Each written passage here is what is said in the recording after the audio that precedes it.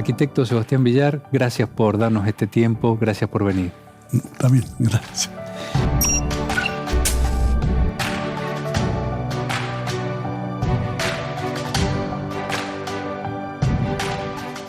Usted será recordado en la historia, ya lo es, como el primer rector de la Universidad Nacional de San Juan elegido por los propios universitarios en asamblea, por voto directo, digamos, ¿no?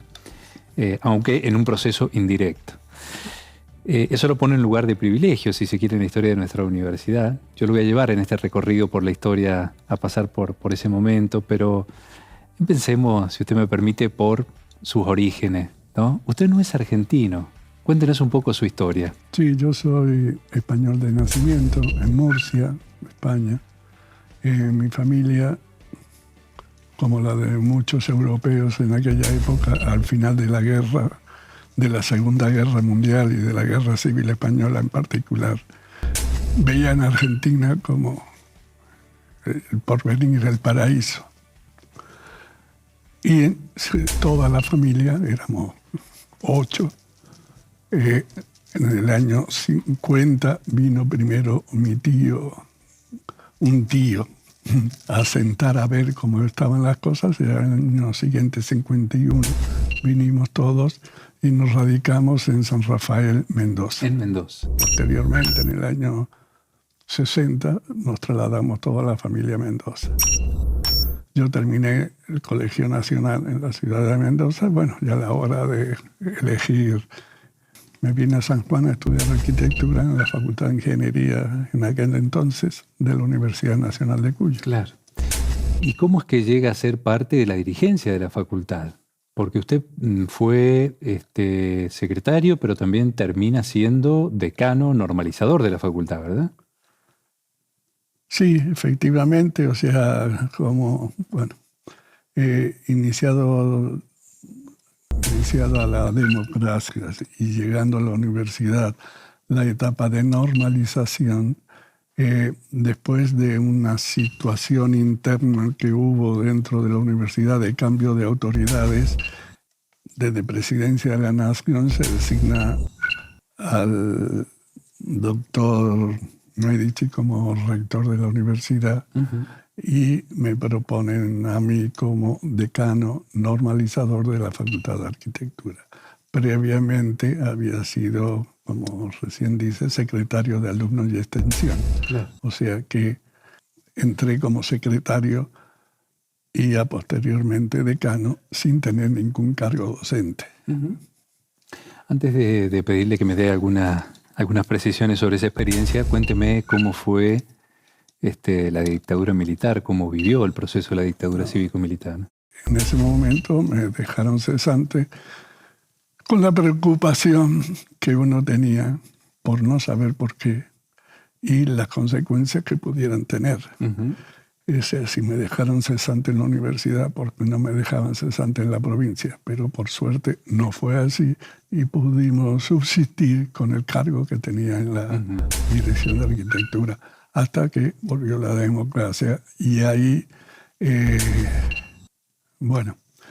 Ahí fue restituido. ¿Tenía militancia en la época de estudiante, de docente? No.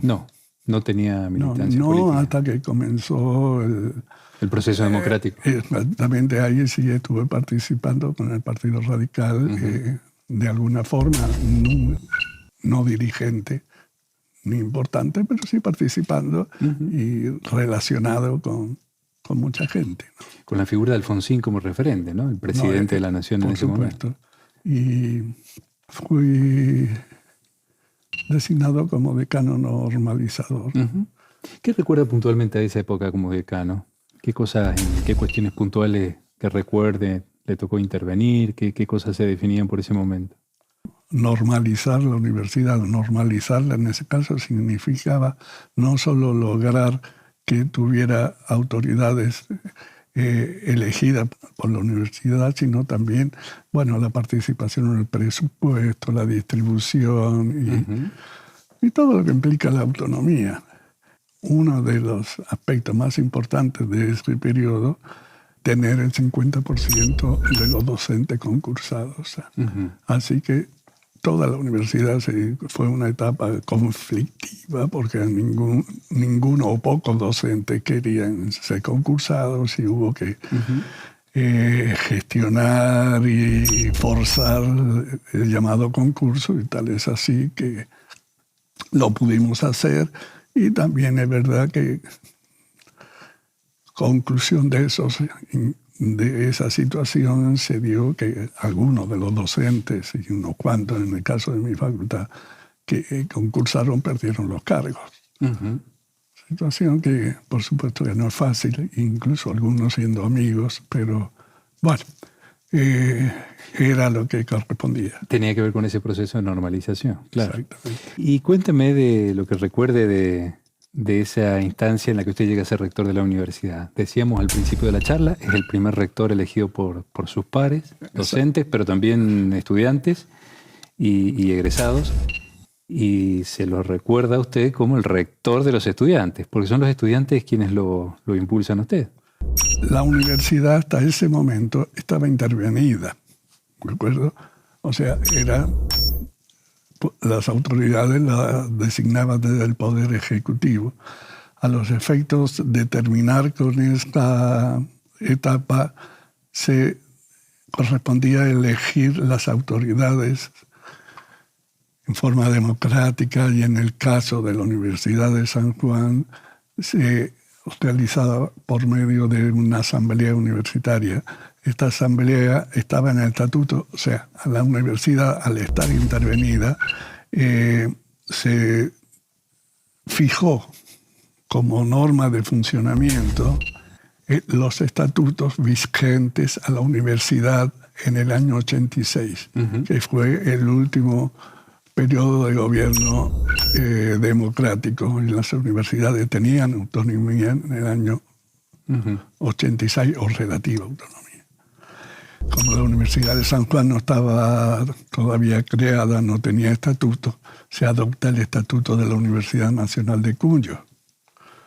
Fundamentalmente porque la Facultad de Ingeniería, que era una de las que constituía la Universidad de San Juan, la primera, digamos, claro, tenía de la Universidad Nacional de Cuba. Claro, y había funcionado siempre con ese estatuto.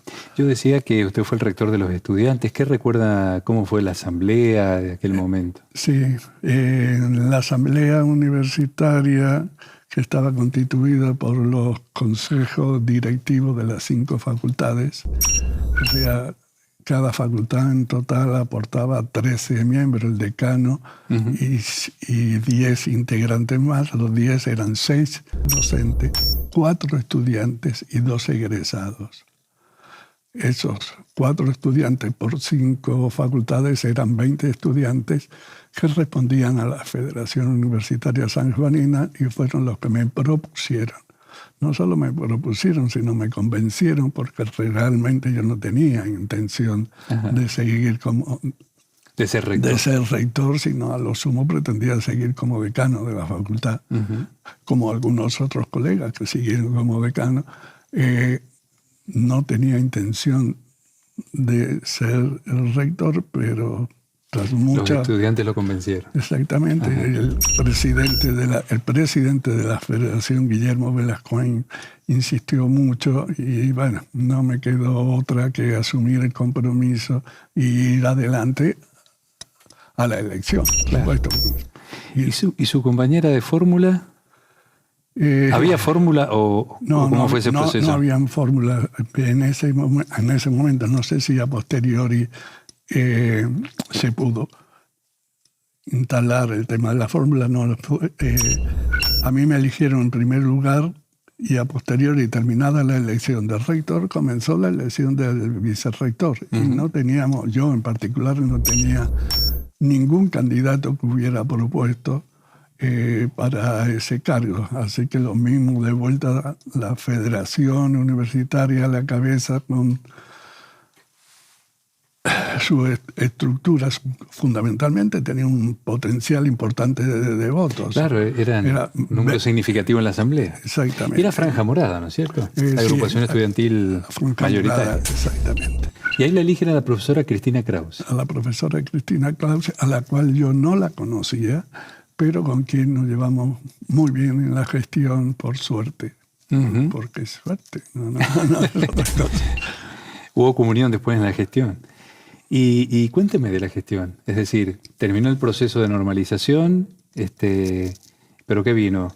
¿Vinieron los reglamentos? ¿Hubo hitos importantes en su gestión? Esa fue la etapa de gestión, fue fundamentalmente a reglamentar todo lo que se pudiera, o sea, porque al no tener estatuto propio, estábamos usando normas de otros.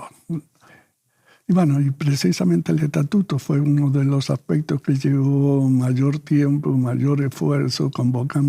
Hicimos convocatorias a toda la provincia, o sea, hicimos jornadas para la definición de objetivos del estatuto de la universidad, donde convocamos a toda la comunidad universitaria y a toda la comunidad de San Juan, partidos políticos, gobierno, iglesia, y de alguna forma participaron, no con mucho éxito, pero se hizo toda una campaña, se formaron comisiones, el Consejo Superior, por supuesto, estaba a cargo de la comisión de redacción, la asamblea se convocó a asamblea universitaria, o sea, se trabajó mucho, pero bueno, en los 2 años de gestión que tuvimos no se llegó a terminar, ¿no?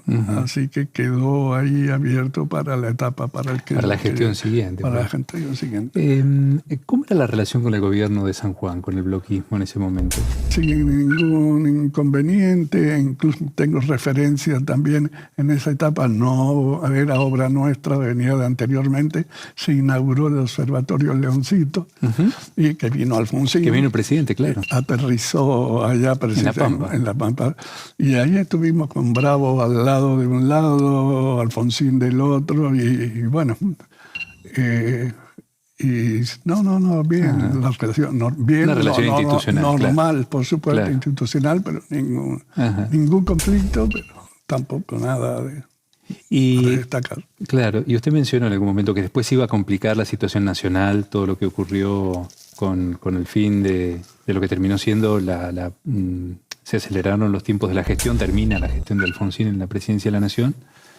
Eso sería después del término de su gestión en la universidad. Pero ¿cómo impactó la crisis nacional? Sí, no, en ese momento ya era grave. O sea, grave el proceso que nos difiere de mucho del actual, que parece que es una constante, que es el proceso inflacionario.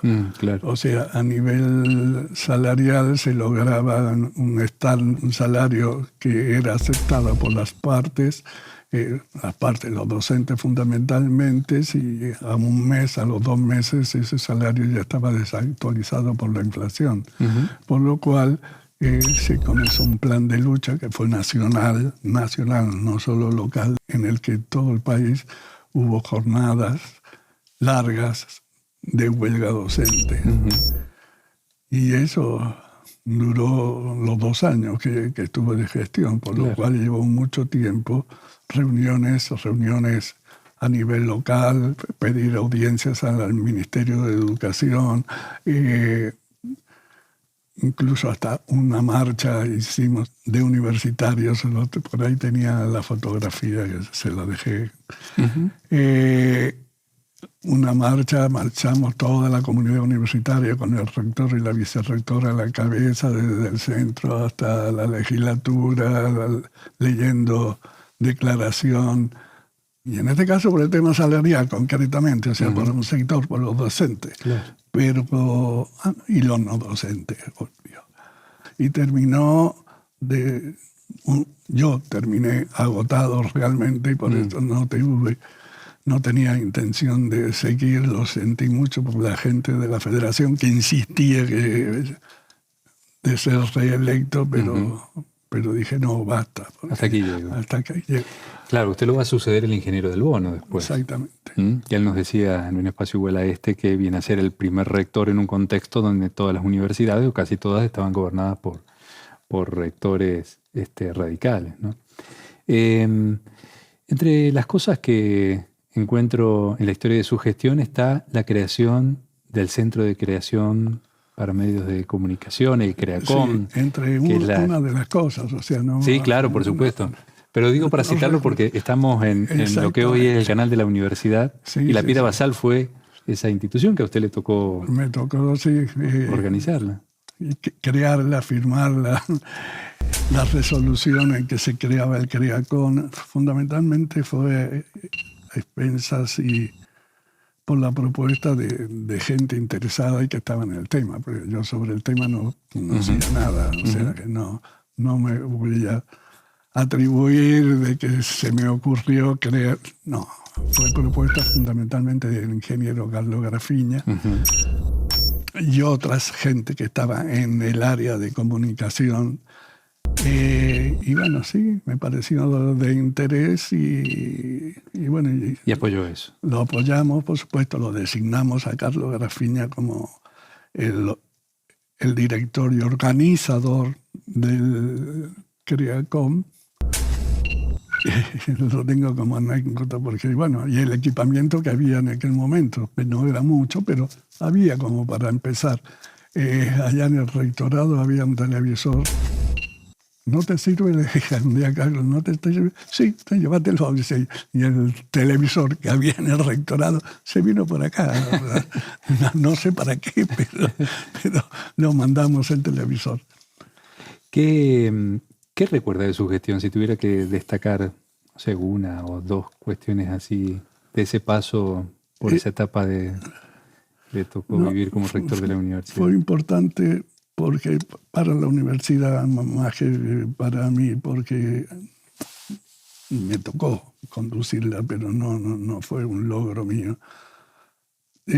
Pude ver una transformación entre el momento en que yo ingresé como autoridad en el año 84 hasta el 88, ya en 4 años, de que se asume la responsabilidad que le correspondía a los sectores de la universidad, los docentes. Hasta ese momento, o sea, como le dije, los estudiantes impusieron un rector porque los docentes, fundamentalmente, que son la mayoría, no participaban, no tenían una estructura. No había sentido de pertinencia todavía hacia con la universidad. Exactamente. Entonces, y lo mismo con los no docentes es distinto, porque tenían un gremio fuerte. Pero los docentes, o sea, solo estaban preocupados por lo salarial. Y en esa época se consiguió mucha participación de las múltiples comisiones que desde el Consejo Superior se formaron para las distintas actividades que se desarrollaban. Se consiguió mucho la participación. Claro. Los cimientos de la democracia institucional. Creo que fue un logro de lograr la participación de todos, ¿no? O sea, los estudiantes, como digo, ya lo venían haciendo. Y los docentes, bueno, no fue muy distinto, arquitecto, lo que vivió el país en general, ¿no es cierto? Era un momento de volver a la democracia, fortalecer las instituciones. Exactamente. Y bueno, sí. La historia seguiría escribiendo sus páginas. ¿Algo que particularmente quiera recordar en este diálogo? No, digo, no es que son 35 años que han pasado desde que asumí la responsabilidad de conducir la universidad. Me ha quedado como un recuerdo grato e ingrato, o sea, porque no todas fueron buenas, como ya hemos dicho, ¿no? Muchas hubieron malas, por lo cual me alegré, discúlpeme, por terminar la gestión, pero creo que la terminamos de forma digna. Y nada más por ahora. Bueno, le agradezco este diálogo. Ha sido muy gentil. Gracias.